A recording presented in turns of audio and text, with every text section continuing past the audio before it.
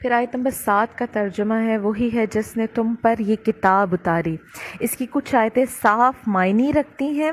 وہ کتاب کی اصل ہیں، اور دوسری وہ ہیں کہ جن کے معنی میں اشتباہ ہے۔ تو وہ لوگ جن کے دلوں میں ٹیڑھا پن ہے، وہ لوگوں میں فتنہ پھیلانے کی غرض سے اور ان آیات کا غلط معنی تلاش کرنے کے لیے ان متشابہ آیتوں کے پیچھے پڑتے ہیں، حالانکہ ان کا صحیح مطلب اللہ ہی کو معلوم ہے، اور پختہ علم والے کہتے ہیں کہ ہم اس پر ایمان لائیں، یہ سب ہمارے رب کی طرف سے ہے، اور عقل والے ہی نصیحت مانتے ہیں۔ یہ بہت زیادہ امپورٹنٹ آیت ہے اور بہت سمجھنے والی بات ہے اس میں۔ اب تفسیر اس آیت کی پڑھتے ہیں کہ قرآن پاک میں 2 طرح کی آیات ہیں۔ تھوڑا سا سمجھنے والی بات ہے، قرآن پاک میں جو ہے وہ 2 طرح کی آیات بیان کی جاتی ہے۔ پہلی یہ محکم آیات، اور دوسری جو ہے وہ متشابہ آیات جو ہیں۔ اب پہلی محکم جو آیات ہوتی ہیں، یعنی کہ جن کے معنی میں کوئی اشتباہ نہ ہو، یعنی کہ کوئی متشابہ آیات نہ ہو، بلکہ قرآن سمجھنے کی اہلیت رکھنے والے کو آسانی سے سمجھ میں آ سکے۔ ہم غور کرتے ہیں کہ قرآن پاک میں بہت ساری آیات ایسی بھی ہیں جو ڈائریکٹلی ہمیں مطلب ترجمہ پڑھ کے ہمیں سمجھ میں آ جاتی ہے کہ اللہ پاک یہاں پہ کیا بیان فرما رہا ہے۔ یعنی کہ جیسے فار ایگزامپل یہاں پہ اللہ تعالیٰ نے فرمایا کہ وہی ہے جس نے تم پر کتاب اتاری، سمجھ میں آ رہا ہے کتاب قرآن مجید کے متعلق فرمایا گیا ہے۔ اور جیسے عذاب کی آیات آتی ہیں تو اس میں سمجھ میں آ رہا ہے کہ عذاب کے حوالے سے بات ہو رہی ہے، جنت کی باتیں آ رہی ہے، جنت ایسی ہے، اس میں یہ ساری چیزیں ہیں تو سمجھ میں آ رہی ہیں۔ یعنی ڈائریکٹلی جو ہے وہ آیات ان کے معنی ہمیں ایزیلی سمجھ میں آ رہے ہیں، آسانی سے سمجھ میں آ رہے ہیں۔ دوسری وہ آیات ہیں جو متشابہ آیات ہیں۔ اب دیکھیں یہاں پہ ایک اور بات بھی غور کرنے والی ہے کہ کچھ لوگ یہ کہہ دیتے ہیں کہ جی قرآن پاک کو پڑھنا بہت آسان ہے، ترجمہ پڑھ لے قرآن سمجھ میں آ جائے گا، زیادہ ڈیٹیل میں بھی جانے کی ضرورت نہیں۔ اللہ نے قرآن کو بہت آسان بنایا، اللہ نے قرآن کو بہت آسان بنایا پڑھنے کے لیے، لیکن اس کو سمجھنے کے لیے اللہ پاک نے اس کو اتنا آسان نہیں بنایا کہ صرف آپ اس کو ترجمہ پڑھ لیں اور آپ کو ہر چیز سمجھ میں آ جائے گی کہ یہ آیت کس کے متعلق نازل ہوئی ہے، آیا یہ کفار کو کہا جا رہا ہے یا آیا یہ مسلمانوں کو کہا جا رہا ہے، یہ کس کے متعلق نازل ہو رہی ہے۔ ہر چیز ہمیں اس طرح سے سمجھ میں نہیں آئے گی جب تک ہم اس کی تفسیر ڈیٹیل میں نہیں پڑھیں گے اور اہل علم سے نہیں جانیں گے کہ مفسرین اس کے متعلق کیا کہہ رہے ہیں۔ ہم اپنی طرف سے تفسیر کسی بھی آیت کی نہیں کر سکتے۔ تو اب یہ جو متشابہ آیات ہوتی ہیں ان کو سمجھنے کے لیے بہت ضروری ہے کہ اس کی ڈیٹیل جاننا ضروری ہے کہ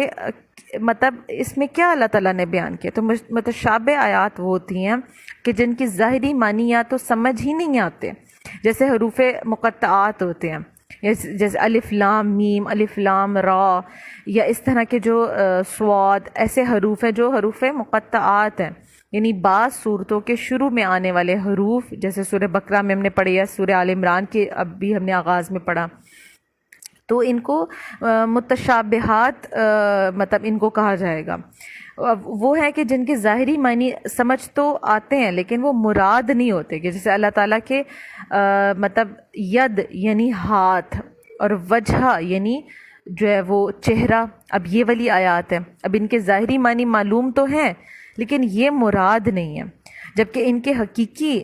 مرادی معنی میں کئی احتمال ہو سکتے ہیں، اور ان میں کوئی سا معنی اللہ تعالیٰ کی مراد ہے یہ اللہ تعالیٰ ہی جانتا ہے۔ یعنی اللہ تعالیٰ نے یہاں پہ کس چیز کو مراد لیا،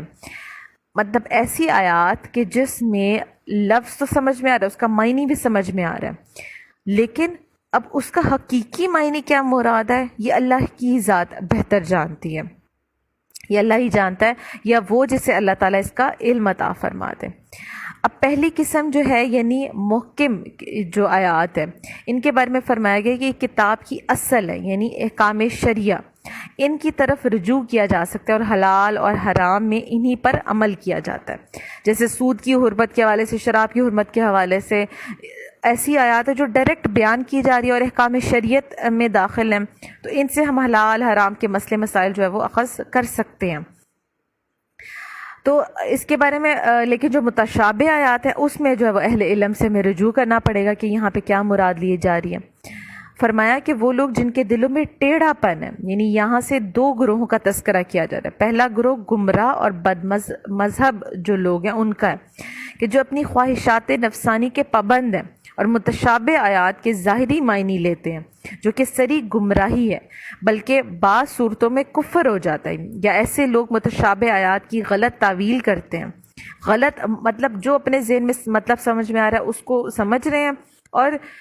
کسی بھی جگہ پہ اس کو فٹ کر دیتے ہیں کہ یہاں پہ اللہ تعالیٰ نے یہ مراد لی ہے اور اس کا یہ مطلب ہو گیا، حالانکہ وہ متشابہ آیات ہے تو اس کو معنی اس کا سمجھنا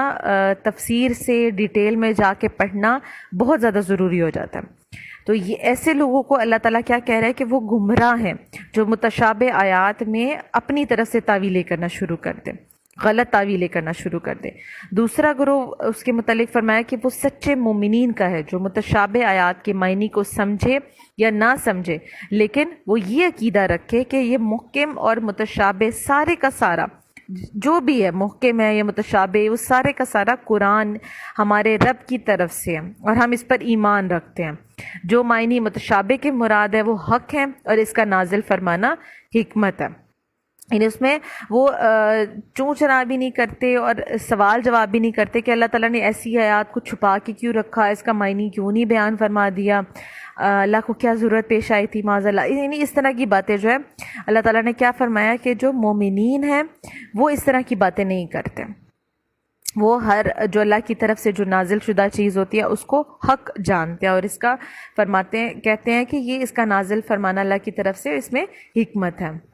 اور ایسے مومنین کو اللہ پاک نے یہاں پہ فرمایا وَالرَّاسِخُونَ فِی الْعِلْمِ، یعنی کہ علم میں پختہ لوگ ہیں، یعنی یہاں پہ حضرت انس بن مالک سے روایت ہے کہ راسخ فی العلم وہ عالم با عمل ہے کہ جو اپنے علم کی پیروی بھی کرنے والا ہو، یعنی کہ جو علم بیان کرتا ہے اس پر عمل بھی کرنے والا ہو، عالم با عمل ہو۔ مفسرین کا ایک قول ہے کہ راسخ فی العلم وہ ہے کہ جن میں 4 صفات پائی جاتی ہوں۔ پہلی یہ کہ تقوی ان کے اندر ہو، دوسری یہ کہ لوگوں کے ساتھ تواضع ہو،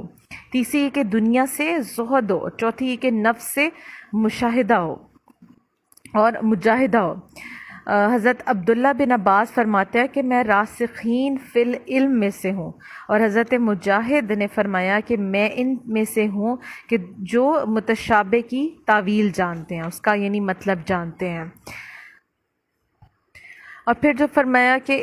جو عقل والے ہیں وہی نصیحت مانتے ہیں، یعنی اس سے معلوم ہے کہ عقل بہت ہی بڑی فضیلت اور خوبی ہے، عقل کے ذریعے ہدایت اور نصیحت ملتی ہے، لیکن یہ یاد رہے کہ جس عقل سے ہدایت نہ ملے وہ بدترین حماقت ہے۔ اور جیسے طاقت جو ہے وہ طاقت جو ہے وہ اچھی چیز ہے، لیکن جو طاقت ظلم کے لیے استعمال ہو، مظلوم کے خلاف اس پر ظلم کرنے کے لیے استعمال ہو، تو وہ کمزوری سے بھی بدتر ہوتی ہے۔ پھر 8ویں آیت ہے، ترجمہ ہے کہ اے ہمارے رب تو نے ہمیں ہدایت عطا فرمائی ہے، اس کے بعد ہمارے دلوں کو ٹیڑھا نہ کر اور ہمیں اپنے پاس سے رحمت عطا فرما، بے شک تو بڑا عطا فرمانے والا ہے۔ اب یہاں پہ فرمایا کہ ہدایت ملنا بہت بڑی چیز ہے، لیکن اس کا فائدہ تبھی ہے کہ جب یہ باقی بھی رہے۔ اگر ساری زندگی کوئی ہدایت پر رہے مگر مرتے وقت ہدایت اس سے چھین لی جائے تو ایسی ہدایت کا کوئی فائدہ نہیں ہے۔ روایت ہے کہ حضور اقدس صلی اللہ علیہ وسلم نے ارشاد فرمایا کہ اعمال کا دار و مدار خاتمے پر ہے، جیسا خاتمہ ہوگا ہمارا ویسے ہی ہمارا پھر آگے حشر ہوگا۔ اسی لیے بڑے سے بڑا مومن بھی اپنے خاتمے کے بارے میں خوف کرتا ہے اور لمحہ بھر کے لیے بھی برے خاتمے سے بے خوف نہ ہو۔ اس آیت مبارکہ کا کثرت پڑھتے رہنا، یعنی یہ دعا مانگتے رہنا بھی خاتمہ بالخیر کے لیے مفید ہے۔ آیت نمبر 8 سورہ آل عمران کی، یعنی اس میں ہم دعا کریں کہ ہمارے رب تو ہمیں ہدایت عطا فرمانے کے بعد اس کے بعد ہمیں اس ہدایت پر قائم رکھنا اور ہمیں اس ہدایت سے پھیرنا نہیں، اور ہمیں اپنے پاس سے رحمت عطا فرما، بے شک تو ہی بڑا عطا فرمانے والا ہے۔ پھر آیت نمبر 9 ہے، ترجمہ اس کا اے ہمارے رب بے شک تو سب لوگوں کو اس دن جمع کرنے والا ہے کہ جس میں کوئی شبہ نہیں ہے، بے شک اللہ وعدہ خلافی نہیں کرتا۔ یہاں پہ فرمایا گیا کہ یہاں پہ قیامت کا ذکر بھی کیا گیا، یعنی وہ دن کہ جس دن سب لوگوں کو اللہ پاک جمع فرمائے گا، اور فرمایا گیا کہ ہم اس چیز کو جانتے ہیں کہ بالکل یہ حقیقت بات ہے اور اس میں کوئی شبہ بھی نہیں ہے ہمیں کہ قیامت آنے والی ہے۔ اور فرمایا کہ بے شک اللہ وعدہ خلافی نہیں کرتا، یعنی کہ اللہ تعالیٰ جھوٹ سے پاک ہے، لہٰذا وہ وعدہ خلافی نہیں کرتا۔ جب اللہ تعالیٰ نے کہہ دیا کہ قیامت آئے گی، یہ سارا کچھ ہوگا، حساب کتاب ہوگا، تو پھر اللہ بالکل سچ کہنے والا ہے۔ اور یہاں پہ کہا گیا کہ اللہ تعالیٰ کی طرف جھوٹ بولنے کی نسبت قطعی کفر ہے، اور یہ کہنا کہ جھوٹ بول سکتا ہے اللہ کے متعلق، معاذ اللہ ایسی کوئی بات کرنا، یہ بھی کفر میں انسان داخل ہو جاتا ہے اگر کوئی مسلمان اس طرح کی بات کرے۔ اور پھر آیت نمبر 10 اور 11 کا ترجمہ ہے کہ بے شک کافروں کے مال اور ان کی اولاد اللہ کے عذاب سے انہیں کچھ بھی نہ بچا سکیں گے، اور وہی دوزخ کا ایندھن ہے، جیسا فرعون کے ماننے والوں اور ان سے پہلے لوگوں کا طریقہ تھا، اور انہوں نے ہماری آیتوں کو جھٹلایا تو اللہ نے ان کے گناہوں پر انہیں پکڑ لیا، اور اللہ کا عذاب بڑا سخت ہے۔ اب یہاں پہ فرمایا یعنی کہ نبی کریم صلی اللہ علیہ وسلم کے زمانے کے کافروں کا طریقہ ویسا ہی تھا کہ جیسا فرعون کے ماننے والوں اور ان سے پہلے کفار کا طریقہ تھا، کہ انہوں نے بھی ہماری آیتوں کو جھٹلایا تھا اور ان کافروں نے بھی ہماری آیات کو جھٹلایا تھا۔ تو جس طرح اللہ تعالیٰ نے ان کے گناہوں پر انہیں پکڑا تھا، اسی طرح ان کے گناہوں پر بھی ان کی بھی پکڑ کی جائے گی، اور اللہ تعالیٰ کی آیتوں اور اس کے رسولوں کو جھٹلانے والوں پر اللہ کا سخت عذاب نازل ہوگا۔ صوفیانہ تفسیر اس آیت کی جا رہی ہے کہ مسلمانوں کے مال اور اولاد قرب الہی کا ذریعہ ہیں اور اس کے لیے باعث ثواب بھی ہیں۔ حدیث شریف میں آتا ہے کہ بیوی بچوں کو پالنا عبادت ہے، حتیٰ کہ بیوی کے منہ میں لقمہ دینا یہ بھی عبادت ہے، اور اسے صحبت کرنا بھی ثواب ہے، کیونکہ مسلمان کو اس سے دلی تعلق نہیں ہوتا، وہ اس کی خدمت اس لیے کرتا ہے کہ رب تعالیٰ کو حکم ہے، مطلب اللہ کی رضا کے لیے کرتا ہے، لہٰذا یہ تمام چیزیں اس کے لیے جمال الہی کا آئینہ ہے۔ لیکن کفار، ان کی یہ حالت ہے کہ ان کی اولاد اور مال ان کے لیے سبب حجاب ہے اور رب سے دوری کا ذریعہ ہے، کیونکہ اسے ان چیزوں سے دلی تعلق ہوتا ہے، اور یہی ان کے حقیقی محبوب ہوتے ہیں، یعنی کہ مال، دولت، اولاد، بیوی، بچے، گھر بار، لہٰذا یہ چیزیں اسے عذاب سے کیا بچاتی ہیں، بلکہ یہ چیزیں ہی اس کو عذاب میں اور مبتلا کر دیتی ہیں اور عذاب کا باعث بن جاتی ہیں اور بڑھاتی ہیں۔ جیسے فرعون اور فرعونیہ کا سارا مال اور اسباب ذریعے عذاب ہی بنا تھا ان کے لیے۔ صوفیہ فرماتے ہیں کہ ایک بے دین عالم کا یہ حال ہے، اس کی مثال ایسی دی جا رہی ہے کہ جیسے سامری کا بچھڑا تھا، اب سامری نے فرعونیوں کے سونے سے بچھڑا بنا دیا اور اس کے منہ میں حضرت جبرائیل امین کے گھوڑے کی ٹاپ کے نیچے کی جو خاک تھی وہ ڈالی تھی، جو نہایت طیب اور طاہر تھی۔ یہ سارا واقعہ ہم سورہ بقرہ میں پڑھ چکے ہیں۔ اب اس خاک کے اثر سے اس میں آواز پیدا ہوئی تھی، اور اس آواز نے ہزاروں اسرائیلیوں کو گمراہ کر دیا تھا۔ اگر یہ خاک کسی اللہ والے کے منہ میں جاتی تو نامعلوم کیا تاثیر دکھاتی۔ خاک تو اشرف تھی، مگر وہ سونا خبیث کا تھا، یعنی کہ وہ جو فرعونیوں سے جو حاصل ہوا تھا نا۔ ایسے ہی بے دین عالم کا حال یہ ہے کہ اس کا قلب گویا فرعونی ہو جاتا ہے، اور اس کا علم گویا وہ جبریلی خاک ہے۔ اب اس علم کے ذریعے وہ جو بولتا ہے اس سے ہزاروں لوگ گمراہ ہونا شروع ہو جاتے ہیں۔ اس کا علم، اس کی عبادت، اس کی رکوع، سجود، قرآن خوانی، اس کا مال، اسباب سب جہنم کے ایندھن ہیں۔ اب فرعون کے ساتھ اس کا گھوڑا، اس کا لباس اور باقی سارا ساز و سامان سبھی ڈوبا تھا۔ اسی لیے دعا کرنی چاہیے کہ اللہ علم کے ساتھ ہمیں ایمان بھی نصیب فرمائے۔ اسی کے متعلق حضور اقدس صلی اللہ علیہ وسلم کی احادیث مبارکہ ہیں، یہ جو حضور اقدس صلی اللہ علیہ وسلم نے خوارج کے متعلق فرمایا تھا کہ خارجیوں کی کیا کیا نشانیاں ہوں گی، کہ علم والے تو ہوں گے، بتانے والے ہوں گے قرآن کے متعلق، لیکن کیا ہوگا کہ وہ قرآن ان کے حلق سے نیچے نہیں اترے گا۔ حضور اقدس صلی اللہ علیہ وسلم کی حدیث مبارکہ ہے جس میں حضور نے خوارج کی نشانیاں بتائیں کہ میری امت میں سے کچھ ایسے لوگ ہوں گے، اور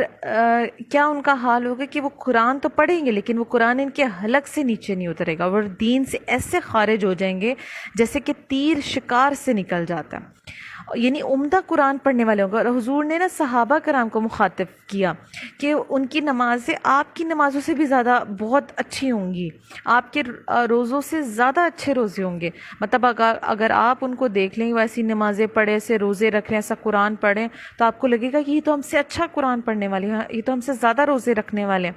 یہ تو ہم سے زیادہ نمازیں پڑھنے والے ہیں۔ لیکن فرمایا کہ وہ دین سے خارج ہو چکے ہوں گے، وہ دین سے نکل چکے ہوں گے،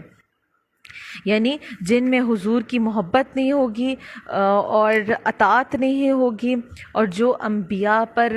یا اللہ والوں پر بہتان لگانے والے یا بری بات کرنے والے ہوں گے، بے ادب گستاخ ہوں گے، چاہے وہ لاکھ نمازیں پڑھے روزے رکھیں، ان کو حضور نے یہ فرمایا خارجی ہوں گے اور یہ دین سے نکل چکے ہوں گے، خارج ہو چکے ہوں گے۔ اللہ تعالیٰ سے ہمیشہ دعا کرنی چاہیے کہ اللہ تعالیٰ ہمیں علم کے ساتھ ایمان بھی نصیب فرمائے اور حضور کی محبت بھی نصیب فرمائے ہم سب کو۔ آیت نمبر 12، آج کی آخری آیت ہم نے پڑھنی ہے۔ ترجمہ اس آیت کا: ان کافروں سے کہہ دو کہ عنقریب تم مغلوب ہو جاؤ گے اور دوزخ کی طرف ہانکے جاؤ گے، اور وہ بہت ہی برا ٹھکانہ ہے۔ یہاں پہ فرمایا تفسیر میں کہ حضرت عبداللہ بن عباس رضی اللہ تعالیٰ عنہ سے روایت ہے کہ جب بدر میں کفار کو رسول اقدس صلی اللہ علیہ وسلم کا جو ہے وہ جب حضور نے شکست دے دی ان کو، کفار کو، تو مدینہ طیبہ جب واپس تشریف لا رہے تھے تو اس ٹائم یہودیوں نے کہا تھا کہ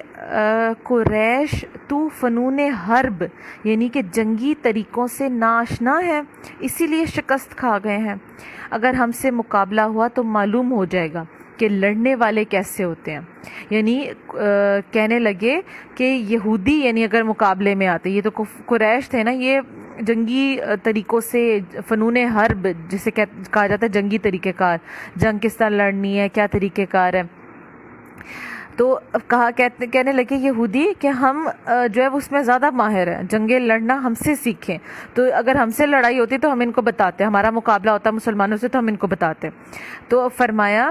یہاں پہ یہ آیت کریمہ نازل ہوگی، اللہ تعالیٰ نے فرما دیا ان کو کہ ان کافروں سے کہہ دو کہ عنقریب تم مغلوب ہو جاؤ گے، یعنی جو تم اتنا اتراتے ہو کہ ہماری اپنی طاقت پر اتنا تمہیں جو ہے وہ غرور ہے کہ ہم بڑا فنون حرب جانتے ہیں، جنگ لڑنا جانتے ہیں، تو عنقریب تمہارا مسلمانوں سے ایسا مقابلہ ہوگا اور تم شکست فاش ہوگے اور دوزخ کی طرف ہانکے جاؤ گے، اور وہ بہت ہی برا ٹھکانہ ہے۔ یعنی کہ اور انہیں یہ غیبی خبر دی گئی کہ دنیا میں مغلوب ہوں گے، قتل کیے جائیں گے، یہ گرفتار کیے جائیں گے، اور ان پر جو ہے وہ ان کو جلا وطن کر دیا جائے گا۔ اس کے بعد مدینہ سے یہ سارے یہودی نکالے جا چکے تھے، اور پھر فرمایا یہ تو دنیاوی ان پر ذلت، عذاب، رسوائی والا عذاب جو ان پر نازل ہوا۔ اگر آج کے حالات دیکھیں تو ایسے ہی ہے، یہودی بہت زیادہ جو ہے وہ ذلت کا شکار ہو چکی ہیں، جو انہوں نے فلسطین میں جو حال کیا ہے، تو اس کے بعد اب اللہ کی طرف سے کیسا رسوائی والا عذاب ان پر آ چکا ہے کہ دنیا میں کوئی ان کو پسند نہیں کرتا، چاہے کسی بھی مذہب سے تعلق رکھنے والا ہو، یہودیوں کو کوئی بھی پسند نہیں کرتا، ان پر ذلت والا عذاب نازل ہو چکا ہے۔ اور یہ اللہ تعالیٰ نے ان کو بار بار اسی طرح ان کے متعلق ایسے ہی فرمایا، تو ایسا ہی ہوا۔ اور پھر اس کے بعد جو مطلب آخرت کا عذاب ہے وہ اس سے بھی شدید ترین ہے، فرمایا کہ یہ دوزخ کی طرف ہانکے جائیں گے اور وہ بہت ہی برا ٹھکانہ ہے۔ دعا ہے کہ اللہ تعالیٰ ہمارا قرآن پاک پڑھنا، سمجھنا اپنی بارگاہ میں قبول فرمائے اور عمل کرنے کی ہم سب کو توفیق عطا فرمائے، آمین ثم آمین۔